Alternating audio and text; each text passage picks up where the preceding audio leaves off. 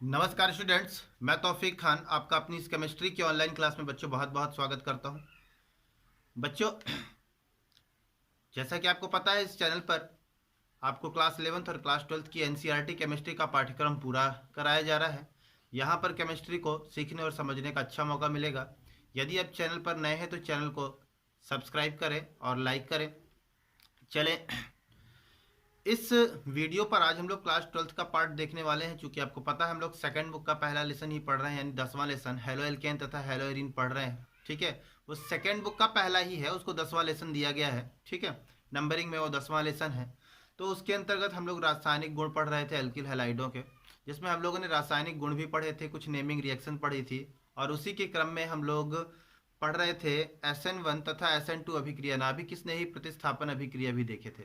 आज उसी SN1 और SN2 का एक हम और दूसरा टाइप देखने वाले हैं। SN1 SN2 जब रिएक्शन होती है तो उस पर ध्रुवण समावयवता बताना है हमको। क्योंकि आपको पता है ध्रुवण समावयवता किस पर देखना है, एल्किल हैलाइडों पर। चलिए, मैं इसको आपको धीरे धीरे डायरेक्ट SN1 और SN2 डायरेक्ट समझा दूंगा, तो शायद आपको ना समझ में आए। मैं धीरे धीरे इसको आपको क्लियर करूंगा। देखें आप, देखिए ध्रुवण समावयवता, ठीक है, क्या है आपका यहाँ पर। जैसे कि मैं आपसे बात करूं, समतल ध्रुवित प्रकाश, कुछ वर्ड आएंगे बेटा जब मैं इसको समझाऊंगा तो आपको हर चीज पता होनी चाहिए। समतल ध्रुवित प्रकाश किसको कहते हैं वो समझिए।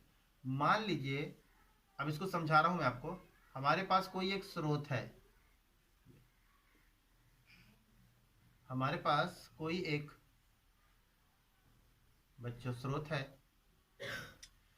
इस स्रोत से लाइट निकलती है, प्रकाश निकलता है, ठीक है ना।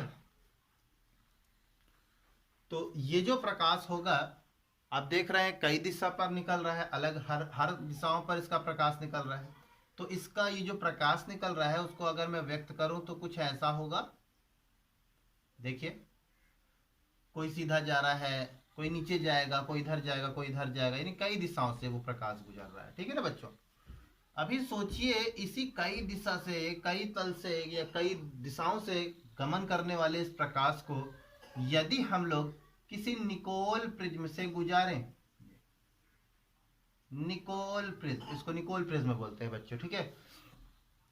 निकोल प्रिज्म जो है कैल्साइट का बना होता है, कैल्साइट जिसका फार्मूला CaCO3 भी होता है, ठीक है। इससे हम इसको बेटा गुजारते हैं, निकोल प्रिज्म से गुजारते हैं। तो जब इससे इस वाली लाइट को ना, जो विभिन्न दिशाओं में, अलग अलग दिशाओं में चलती है बेटा, इसको हम लोग बोलते हैं ध्रुवित अध्रुवित प्रकाश। या ध्रुवित प्रकाश किससे गुजरता है, निकोल प्रिज्म से। मैं लिख देता हूं, निकोल प्रिज्म से। तो जब इस प्रिज्म से गुजरता है ना, तो निकलने वाला जो प्रकाश है वो कोई एक ही दिशा का प्रकाश इसमें से निकलता है, बाकी सारे के सारे प्रकाश इस प्रिज्म के द्वारा रोक दिए जाते हैं बच्चों।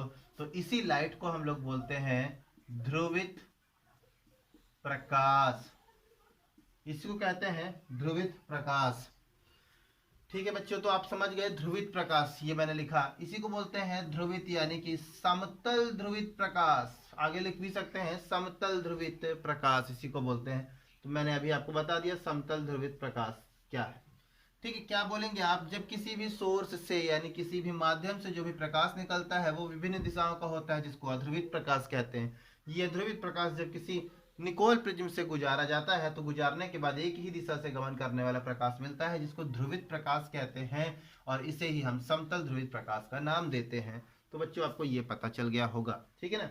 आगे देखते हैं। अब सुने बच्चों, ये जो समतल ध्रुवित प्रकाश देख रहे हैं ना, ये ध्रुवित प्रकाश, इस ध्रुवित प्रकाश को बच्चों यदि आप किसी विलयन से गुजारो, विलयन सॉल्यूशन से गुजारो, देखिए मैं यहाँ पर एक सॉल्यूशन लेता हूँ, ये इस सॉल्यूशन से गुजारो, तो जब ये सॉल्यूशन से इसको आप यानी विलयन से इसको गुजारोगे ना बच्चों, तो यही सॉल्यूशन पर होना चाहिए RX। ये जो सॉल्यूशन होगा ये RX वाला होगा कोई, ठीक है। तो अब ये जब इसमें से गुजरेगा, इस सॉल्यूशन से गुजरेगा, तो हो सकता है बच्चों ये लाइन बिल्कुल सीधी जाए, ऐसा जैसी थी वैसे ही जाए। तो हमको कैसे पता चलेगा कि ये सीधी ही गई है या तिरछी है या इधर डायरेक्शन कुछ चेंज हुआ है। तो इसको भी देखने के लिए बच्चों हम लोग एक निकोल प्रिज्म यहाँ पर रखते हैं, इसको एनालाइजर बोल सकते हैं यहाँ पर, ठीक है। तो एक और निकोल प्रिज्म रखते हैं, तो इसी निकोल प्रिज्म पर यहाँ हम अपनी आई, ठीक है, आंख रखकर देख पाते हैं। तो इस जब निकोल प्रिज्म से देखते हैं ना यहाँ से हम, तो हम देखते हैं ये लाइट यदि सीधी यहाँ से सीधी निकल के आ रही है तो हम बोलेंगे लाइट कहीं नहीं घूमी है, तो इसको हम बोलेंगे ऑप्टिकली इनएक्टिव, ठीक है। ये जो कंपाउंड था ये कैसा कंपाउंड था, ऑप्टिकली इनएक्टिव था। इसका मतलब ये लाइट को किसी भी दिशाओं में घुमाने में सक्षम नहीं था, निष्क्रिय था, इनएक्टिव था, ठीक है। आपके द्वारा हमने देखा। लेकिन क्या होगा ना बच्चों, ये जो लाइट यहाँ से गई है, यहाँ से निकल रही है ये सब लाइट, ठीक है, हो सकता है ये लाइट जो है बच्चों हमारी ऐसा भी हो सकती है एंटी क्लॉकवाइज, तिरछा कुछ हो गई। हो सकता है ये लाइट हमारी ऐसे भी हो सकती है, ठीक है, क्लॉकवाइज या एंटी क्लॉकवाइज इसको बोल दीजिए। यदि आप किसी को मान लेते हैं क्लॉकवाइज तो इसको एंटी क्लॉकवाइज या एंटी क्लॉकवाइज डायरेक्शन देख लीजिए तो क्लॉकवाइज, ठीक है। आप समझ रहे होंगे दो अलग अलग डायरेक्शन से लाइट गुजर सकती है इस सॉल्यूशन से। तो इसको हम किससे देखते हैं, ध्रुवक से, ठीक है। एक और पोलराइजर रख लेते हैं। तो जब हम वहाँ आँख से देखते हैं ना बच्चों, तो क्या करते हैं, इस एनालाइजर से, इस ध्रुवक से जब हम देखते हैं तो वो लाइट जो आ रही है हमारी, ये ऐसे देखने की कोशिश करें, ये सॉल्यूशन से जब कोई लाइट आ रही है तो ये अगर सीधे ही मिल रही है हमको तो हम बोलेंगे कि लाइट कहीं नहीं घूमी है। अगर कोई कारणवश ये लाइट हमको नहीं दिख रही है इस ध्रुवक से, ठीक है, एनालाइजर से नहीं, जो मैंने निकोल प्रिज्म रखा है नहीं दिख रहा है, तो इसको हम थोड़ा सा ऐसा रोटेट करेंगे। अगर घुमाने पर, इस साइड घुमाने पर हमको मिलता है कि लाइट दिख गई तो हम बोलेंगे लाइट एंटी क्लॉकवाइज घूमी है। और अगर इस साइड घुमाने पर मिलता है तो जो लाइट है वो एंटी क्लॉकवाइज घूमी है। इस प्रकार हम इस एक्सपेरिमेंट के बेस से बच्चों देख सकते हैं कि वो जो लाइट है वो लाइट घूम रही है कि नहीं घूम रही है, ठीक है। तो समतल ध्रुवित प्रकाश क्या है, सॉल्यूशन से गुजरती है तो किस रूप में बदल जाती है, क्लॉकवाइज बदल जाती है और एंटी क्लॉकवाइज बदल जाती है। जब बच्चों कोई भी प्रकाश, समतल ध्रुवित प्रकाश क्लॉकवाइज घुमा होता है तो उसके लिए हम डी शब्द का इस्तेमाल करते हैं, या तो प्लस का इस्तेमाल करते हैं, या तो इसका एक और पूरा नाम है, डी का फुल फॉर्म होता है डेक्स्ट्रोरोटेटरी, ठीक है। इतनी चीजें आप इसके लिए इस्तेमाल कर सकते हैं। इसके बाद जो हमारा एंटी क्लॉकवाइज है, एंटी क्लॉकवाइज के लिए माइनस का, या तो इसके लिए आप स्मॉल एल का उपयोग करते हैं, दोनों में से कुछ एक आप लगा सकते हैं। तो एल का मतलब होता है लेवोरेटेटरी, ठीक है ना। चलिए आगे देखते हैं। तो बच्चों यहां तक आपको समझ में आया होगा। अब हम लोग पता है क्या बात करने जा रहे हैं, अब हम लोग ये बात कर रहे हैं कि क्या जितने भी विलयन होते हैं वो सारे विलयन लाइट को घुमा लेते हैं, उनके अंदर क्या क्षमता होती है। तो उस क्षमता की बात कर रहे हैं, कौन सा ऐसा यौगिक होगा बच्चों जो लाइट को घुमा सकता है, उसकी बात करते हैं, ठीक है। विलयन तो हमारे पास बहुत सारे बन सकते हैं, लेकिन क्या सबके सब घुमा सकते हैं, इसी मुद्दे पर चर्चा करेंगे। और चर्चा करने के बाद सीधे हम लोग अपने टॉपिक पर पहुंचेंगे बच्चों, ठीक है। तो मैं आपसे बात करता हूं बच्चों कि एक और चीजें याद रखिए आप, कायरल कार्बन, कायरल कार्बन, ये चीज याद रखें बच्चों। होता क्या है ना, मैं सीधी सी बातें बोलूं, बहुत लंबी चौड़ी बात इसमें की जा सकती है, लेकिन लंबी चौड़ी नहीं, आपका टाइम छोटा है, आप छोटे से में ही समझ लीजिए कि कोई एक ऐसा कार्बन होगा बच्चों, और इस कार्बन की पता है आपको 4 वैलेंसी होती हैं, तो चारों वैलेंसियों पर बच्चों कोई अलग अलग ग्रुप जुड़ा हो। जैसे इस पर 1 जुड़ा है तो इस पर 2 जुड़ा, इस पर 3 जुड़ा, इस पर 4 जुड़ा। इसका मतलब क्या कह रहे हैं, चारों वैलेंसी जो होगी वो अलग अलग ग्रुप से जुड़ी होगी, यानी कि एक ही ग्रुप उसमें नहीं हो सकता। ये चीज आप याद रखें, अलग अलग ग्रुप इसमें आपको देखने को मिलेगा। अगर एक ही जैसा ग्रुप होता, एक यहाँ एक यहाँ, इसका मतलब बेटा जैसे मैं इसका एक एग्जांपल भी दे दूं, जैसे C है, CH3 CH3 CH3 CH3, ये क्या देख रहे हैं, चारों ग्रुप जो है ना बच्चों एक हैं। इसका मतलब जिस कार्बन से ये जुड़ा है ये कार्बन जो है कायरल नहीं है। कायरल कार्बन के लिए क्या होना चाहिए, ये जो कार्बन है इसकी चारों वैलेंसियां बच्चों अलग अलग ग्रुप से जुड़ी होनी चाहिए। ये देखिए अलग अलग ग्रुप से जुड़ गया, तो इसका मतलब ये कार्बन जो है बच्चों ये कायरल कार्बन होगा। और यदि कायरल कार्बन होगा तो निश्चित है समतल ध्रुवित प्रकाश को ये किसी न किसी दिशा पर घुमाएगा। देख के नहीं बताया जा सकता कि ये डी साइड यानी कि डेक्स्ट्रोरोटेटरी, ठीक है, यानी कि डी फॉर्म यानी डेक्स्ट्रोरोटेटरी यानी प्लस, या इसको एक और नाम भी बोलते हैं, इसको हम बोलते हैं क्लॉकवाइज, ठीक है, जो प्रकाश घुमा है क्लॉकवाइज। फिर या तो देख के ये भी नहीं बता सकते कि ये यौगिक एल फॉर्म है, यानी कि लेबोरेटरी, या माइनस है यानी एल का ही दूसरा तरीका है, एल को माइनस दिखाते हैं, या तो इसी को एक और रूप बोल सकते हैं एंटी क्लॉकवाइज। ठीक है, तो वो किस हिसाब से घुमाया वो देख के नहीं बता सकते बच्चों, वो एक्सपेरिमेंटल वैल्यू पर निर्भर करेगा। ठीक है, तो समतल ध्रुवित प्रकाश को घुमाने के लिए जो यौगिक है उसका कार्बन क्या होना चाहिए, कायरल होना चाहिए। ठीक है, अभी आगे बढ़ते हैं। क्या होता है बच्चों, जो भी यौगिक कायरल कार्बन वाला होता है, ये देखिए,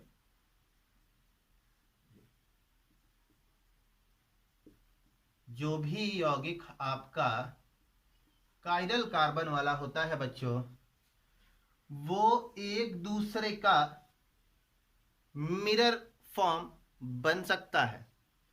ठीक है, मिरर फॉर्म बन सकता है। तो अभी देखिए समझिएगा बात, इसका मैं मिरर फॉर्म तो बनाता हूं, इमेज, इसका इमेज क्या होगा बच्चों, समझिएगा, मिरर फॉर्म तो बन सकता है, बिल्कुल बन रहा है। सी, ये जितना दर्पण से इस तरफ क्या है, पास है। ठीक है, तो ये इतना यहां पर ऐसा, ये जितना सी से इधर दर्पण से दूर है ये इतना दूर, फिर ये ऊपर CH3 की व्यवस्था, फिर ये नीचे F की, बन गया। लेकिन बच्चों इसका जो मिरर फॉर्म है एक दूसरे पर अध्यारोपित नहीं होगा, सुपर इम्पोज नहीं होगा, ये खासियत है। इसका मतलब अगर इस यौगिक को मैं उठाकर इसके ऊपर रखने की कोशिश करूं तो Br यहां पर आएगा, C2H5 यहां पर आएगा। इमेज फॉर्म तो बनी, लेकिन एक दूसरे पर इनका अध्यारोपण नहीं होता, तो अध्यारोपण नहीं होता। ठीक है, ये चीज आप जाने। कायरल कार्बन की जो इमेज की संरचना है, ठीक है, इसका जो रूप है वो क्या हो सकता है, एक दूसरे पर अध्यारोपित हो भी सकता है, नहीं भी हो सकता, वो अभी चर्चा करते हैं आगे हम लोग। तो आप इतनी बातें समझिए कि जो कायरल कार्बन होता है बच्चों, वो कायरल कार्बन क्या है आपका, कि कोई भी एक कार्बन जिसकी चारों वैलेंसियां अलग अलग होंगी वही कायरल कार्बन है, और वही समतल ध्रुवित प्रकाश को घुमाता है। ठीक है, बस आप इतना जान सकते हैं। तो ये टॉपिक तो बहुत लंबा है, इसको मैं अभी खींचूंगा तो मैं आपको ये क्लियर करूंगा। यहाँ से थोड़ा सा आपके दिमाग में भ्रम पैदा हो रहा होगा बच्चों की, हाँ थोड़ा सा बाउंस भी हो रहा होगा, मैं समझ रहा हूँ। लेकिन मैं ये कह रहा हूँ कि इसको मैं अभी समझाने चलूंगा बच्चों, जो मैंने अभी आपको बोला ये इमेज फॉर्म, ये सब चीज़ें बताऊंगा। तो इसकी एक अलग से ही टॉपिक है, समावयवता के अंदर क्लास 11th में है। इसको मैं यहाँ पर जोड़ूंगा ना बच्चों, तो पूरा का टॉपिक इधर का उधर हो जाएगा। बस सिर्फ आप इतना ही मैं आपको कहूँगा कि जो कायरल कार्बन है आपका, कायरल कार्बन जिसके कार्बन की चारों वैलेंसी अलग अलग होती हैं, वही समतल ध्रुवित प्रकाश को घुमाने में सक्षम होता है, आप इतना याद रखें बच्चों। ठीक है, तो अब हम लोग देखने वाले हैं SN1 और SN2 प्रकार की इस रिएक्शन पे ध्रुवण समावयवता। ठीक है, तो SN2 पहले देखते हैं अपन। SN2, चलिए, CH3 C2 C2H5 HBr, है ना बच्चों। आप क्या जानते हैं, आप ये जानते हैं कि जो SN2 है वो दो अणु पर निर्भर करती है, तो अभी तो एक अणु है। तो होता क्या है बच्चों, जो इसका रिएक्शन मान लीजिए हम किसके साथ करते हैं, हो सकता है इसका रिएक्शन हम लोग के देखो CH3 C2H5 HBr plus KOH, इसका रिएक्शन कर देंगे, इसको हटा देंगे, इसको यहाँ पर जोड़ देंगे। ठीक है ना, तो KBr, फिर इसको यहाँ पर जोड़ दें, तो लिखता हूँ CH3 C2H5 HOH, यही बात है बेटा। ठीक है, तो ये जो रिएक्शन हुआ है ना, इसी रिएक्शन को मुझे नीचे दिखाना है आपको कि इसकी समावयवता कैसा क्या बना था, ये देखना है आपको। तो अगर अपन बात करते हैं ना बच्चों कि हो सकता है ये प्लस फॉर्म है, क्योंकि ये हो सकता है, प्लस हो सकता है। प्लस का मतलब हो सकता है क्लॉकवाइज घुमा दे, हो सकता है माइनस हो सकता है, तो हो सकता है वो एंटी क्लॉकवाइज होगा, यानी डी हो सकता है या एल भी हो सकता है, ऐसे आप बोल सकते हैं। क्यों, क्योंकि सी की चारों वैलेंसियां क्या है, अलग अलग हैं। ठीक है, तो क्या देख रहे हैं इस पे, ये जो ऋण विद्युती OH है ना बच्चों, ये OH जो है अब इस कार्बन पर अटैक करेगा, क्योंकि SN2 पर दो अणु भाग लेते हैं, तो सामने से ये इसको नहीं हटा सकता कि यहाँ से आके हटाएगा। अगर यहाँ से आके हटाएगा तो Br को निकलने में कठिनाई होगी। तो करता क्या है, OH जो है ना वो आकर ठीक पीछे, ठीक Br के अपोजिट साइड पर अटैक करता है। ये ठीक अपोजिट साइड पर अटैक करता है। तो जब अपोजिट साइड पर अटैक करता है तो इसका विन्यास उल्टा हो जाता है, इसी को प्रतिलोमन व्यवस्था कहते हैं। ठीक है, तो ये जो OH समूह है ना, ठीक उस जिस कार्बन पर अटैक करता है तो उस तरफ अटैक करता है, किसके अपोजिट, ठीक Br के अपोजिट, अपोजिट साइड पर इसके अटैक करेगा। जब अटैक करेगा तो इसकी व्यवस्था थोड़ा सा अलग हो जाएगी, ये वाला H इधर चलाएगा, C2H5 इधर चलाएगा और ये OH पीछे साइड रहेगा, ठीक है। C देखिए इधर, ये OH, ऊपर देखिए CH3, फिर इधर आइए ये H, फिर इधर आए C2H5। क्या देखा बच्चों आपने, यहाँ पर आपने कुछ बदलाव देखा, बदलाव देखा। ये जो हमारा बना है, पहली बात तो ये अध्यारोपित नहीं होगा, OH अलग हो गया यहाँ से, है ना। दूसरी बात, इस पे Br था, इस पे है नहीं, इस पर OH है। दूसरी बात, इसकी व्यवस्था भी थोड़ा सा अलग हो गई, H इस साइड हो गया है, C2H5 है, C2H5 इधर हो गया है, इसका मतलब थोड़ी व्यवस्था तो बदली है। अगर ये प्लस जैसा है तो ये तो प्लस जैसा नहीं होगा, क्योंकि इसकी आकृति और इसकी आकृति अलग अलग है, तो ये हमने लिया माइनस, ठीक है। तो क्या देखा आपने, SN2 प्रकार की जो ये अभिक्रिया थी, SN2 प्रकार की अभिक्रिया में जब OH समूह जिस कार्बन पर अटैक करता है तो ठीक Br के अपोजिट साइड अटैक करता है, तो वो उसकी प्रतिलोमन अभिक्रिया या प्रतिलोमन अभिक्रिया का प्रकार या प्रतिलोमन कहलाता है, या प्रतिलोमन व्यवस्था कहलाती है। फलतः जो व्यवस्थाएं होती हैं अन्य समूहों की वो बदल जाती हैं, और बदलने के बाद एक हमको नया यौगिक मिलता है। ध्यान दे बच्चों, जिस समय पर इस कार्बन पर अटैक होता है उस दौरान इस कार्बन का संकरण sp3 प्रकार का होता है, sp3 प्रकार का होता है। ये था SN2 प्रकार का रिएक्शन, ठीक है। तो अभी देखा आपने क्या, इसमें सिर्फ प्लस से माइनस ही बनता है, ठीक है, यानी एक ही रूप बनता है। तो मैं क्या बताने की कोशिश कर रहा हूं आपको समझ में आएगा, SN2 से सिर्फ माइनस, यानी कि एक रूप बना माइनस। बेटा अगर ये माइनस मान के चलता तो ये प्लस मानना पड़ता, ठीक है ना, क्योंकि देख कर कुछ नहीं बताया जा सकता। तो अब देखो SN2 में क्या बनेगा, वही चीज हमको देखनी है। SN2 में देख लिए, SN1 पर देखना है, तो यही रिएक्शन फिर से SN1 के लिए समझ लीजिए आप, CH3, ठीक है, C2H5H Br। तो क्या देखते हैं, आपको पता है ना, इसमें सिर्फ एक अणु भाग लेता है SN1 में, तो देखिए ये पार्ट बहुत स्लो होता है, बहुत मंद होता है, तो ये टूट के अलग हो जाता है, CH3 C2H5H, और इस पर पॉजिटिव आ जाता है, और Br जो है वो बच्चों मुक्त हो जाता है ऐसे बाहर। तो भी आप क्या देख रहे हैं, ये जो कार्बन बना ना बच्चों, ये कार्बन जो बन रहा है आपका, ये कार्बन कैसा है, कार्बोधनायन, कार्बन पर पॉजिटिव का चार्ज है तो कार्बोधनायन है। और दूसरी बात, अगर इसके संकरण की बात करूं ना, तो ये sp2 प्रकार के संकरण वाला है, ठीक है। sp2 का मतलब समतली स्ट्रक्चर वाला है। अब ये इसका स्ट्रक्चर कैसा होगा, समतली, समतल वाला हो गया। और अगर बच्चों समतल वाला हो गया तो अब ये जो OH है ना, वो कहीं पर भी आकर अटैक कर सकता है। देखो CH3 C2H5H, तो ये जो OH है ना, ये इस पर आकर अटैक करेगा, तो हो सकता है यहां से अटैक कर दे, इसी पोजीशन से ये सीधे OH या के ऐसे ही डायरेक्शन यानी बना ले, या तो हो सकता है इसके पीछे अपोजिट साइड बना ले, यानी कई तरीके से अलग अलग अपोजिट दो तरह से जुड़ सकता है, क्योंकि संरचना कैसी है, समतली। तो देखिए, तो हो सकता है या तो ये इसी व्यवस्था के आधार पर जुड़े, तो बनेगा COH C2H5H CH3, ऐसा भी बन सकता है। या तो बच्चों हो सकता है OH विपरीत साइड जुड़ जाए, तो COH C2H5H CH3। दो रूप देखा आपने। हो सकता है कि जब कार्बोधनाइन पर OH समूह आकर अटैक करेगा तो हो सकता है सामने से अटैक कर दे या तो पीछे से अटैक कर दे, सामने से जुड़ जाए या तो पीछे से जुड़ जाए, तो दोनों एक दूसरे से अलग हैं। तो हमने लिया है एक प्लस, मान लीजिए अगर ये बच्चों ये स्टार्टिंग रिएक्शन जब हुई है ये प्लस में था, ठीक है, तो ये रूप क्या था, Br की जगह पर OH कहाँ ये जुड़ा है, तो क्या हो सकता है ये प्लस, क्योंकि प्लस लेके चले हैं, ये वाला प्लस लेके चले हैं तो ये प्लस, लेकिन अभी अपोजिट हो गया है, OH पीछे साइड आ गया है तो ये माइनस।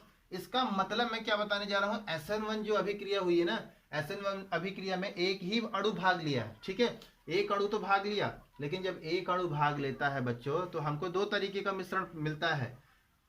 जैसे SN1 में एक अभिकारक भाग लिया, वो पॉजिटिव हो सकता है, उस पर कार्बोधनायन बनता है, वो sp2 प्रकार का होगा। अभी sp2 पर जब OH समूह अटैक करेगा ना, तो जब OH समूह अटैक करेगा तो हो सकता है उसी स्थान उसी जगह से अटैक करे, यानी सीधे Br वाली पोजीशन पर जुड़ जाए या उसके अपोजिट प्रतिलोमन साइड से भी जुड़ जाए, तो दोनों संरचना एक दूसरे से अलग अलग है। देखिए अध्यारोपित नहीं होंगी। इसको उठाकर यहाँ पर रखेंगे तो OH इस साइड आएगा, है ना, OH इस साइड आएगा और H इसके ऊपर फंसेगा। आप समझ रहे हैं, यानी अध्यारोपित नहीं हो रहा है, दोनों एक दूसरे से अलग हैं। यानी कि प्लस वाला, यानी कि समतल ध्रुवित प्रकाश को क्लॉकवाइज घुमाने वाला और समतल ध्रुवित प्रकाश को एंटी क्लॉकवाइज को घुमाने वाला, दोनों तरफ घुमाने वाला जो यौगिक हमको अलग अलग प्राप्त होगा, दोनों की मात्रा बराबर होगी 50-50%। प्लस वाले की भी 50% तो इसकी वाले भी 50%। याद रखेंगे कि कोई ऐसा भी यौगिक, मान लीजिए अब ये प्लस और माइनस का रूप दोनों मिला है ना, प्लस और माइनस को क्या बोलते हैं वो समझ लीजिए। इसको मैं समझाने की कोशिश करूंगा, समझिएगा। देखिए मान लीजिए हमारे पास बच्चों को यौगिक है, जैसे कि ये यौगिक समतल ध्रुवित प्रकाश को क्लॉकवाइज घुमाता है, क्लॉकवाइज, ठीक है।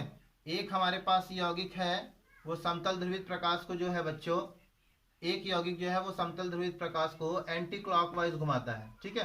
तो सोचिए इस एंटी क्लॉकवाइज घुमाने वाले यौगिक को और इसको, ठीक है, इन ये लाइट को, यानी ये समतल ध्रुवित प्रकाश को और ये समतल ध्रुवित प्रकाश को, इस समतल ध्रुवित प्रकाश को ये वाला जो सॉल्यूशन है क्लॉकवाइज घुमा रहा है, इस समतल ध्रुवित प्रकाश को ये वाला सॉल्यूशन एंटी क्लॉकवाइज घुमा रहा है। तो इस सॉल्यूशन को और इस सॉल्यूशन को दोनों को आपस में मिला दो, इस सॉल्यूशन को और इस सॉल्यूशन को मिला दो, तो मिला दिया, दोनों सॉल्यूशन आपस में मिल गए। तो जब ये दोनों सॉल्यूशन आपस में मिल जाते हैं ना बच्चों, तो जब इसमें से समतल ध्रुवित प्रकाश घुमाते हैं या गुजारते हैं तो होता क्या है बच्चों, जब समतल ध्रुवित प्रकाश इस मिश्रण से गया, देखिए इस मिश्रण में क्या क्या गया, इसमें एक ऐसा मिश्रण गया है जो लाइट को क्लॉकवाइज घुमा रहा है, ऐसा विलेन गया है जो लाइट को एंटी क्लॉकवाइज घुमा रहा है, दोनों मिले हुए। तो जब लाइट इसमें से गुजरती है ना तो क्लॉकवाइज वाला विलेन अपनी ओर घुमाने की कोशिश करता है, एंटी क्लॉकवाइज वाला अपनी ओर घुमाने की कोशिश करता है, तो ये लाइट जो है सीधी निकल जाती है, ठीक है, घूम नहीं पाती और सीधे निकल जाती है क्योंकि दोनों का प्रभाव बराबर है। तो ऐसे मिश्रण को रेशमिक मिश्रण कहते हैं। तो उधर जो प्लस और माइनस दोनों बना था SN1 में, अभी आपने देखा प्लस और माइनस दोनों बना था, यानी कि दोनों 50-50% बना था। इसीलिए हम कहते हैं SN1 जो अभिक्रिया है, SN1 अभिक्रिया पर जो हमारा अणु है सिर्फ एक अणु तो भाग लेता है, लेकिन उसमें कार्बोधनायन बनता है जो कि sp3 जो कि sp2 संकरण वाला होता है। जब उसमें OH समूह अटैक करता है तो वो किसी भी दिशा में कर सकता है क्योंकि संरचना समतली होती है। तो हो सकता है वो Br वाली पोजीशन पर जुड़ जाए या हो सकता है प्रतिलोमन यानी उसके ठीक विपरीत यानी पीछे से जुड़ जाए। तो जुड़ने के बाद क्या होता है बच्चों, जो हमको यौगिक मिलता है वो दो तरीके से मिल सकता है, ठीक है, या तो प्लस या तो माइनस, और दोनों की क्या होगी, बराबर मात्रा होगी, वही रेशमिक मिश्रण कहलाता है। यही चीज मुझे आपको समझाना था। उम्मीद है आपको क्लास समझ में आया होगा। धन्यवाद।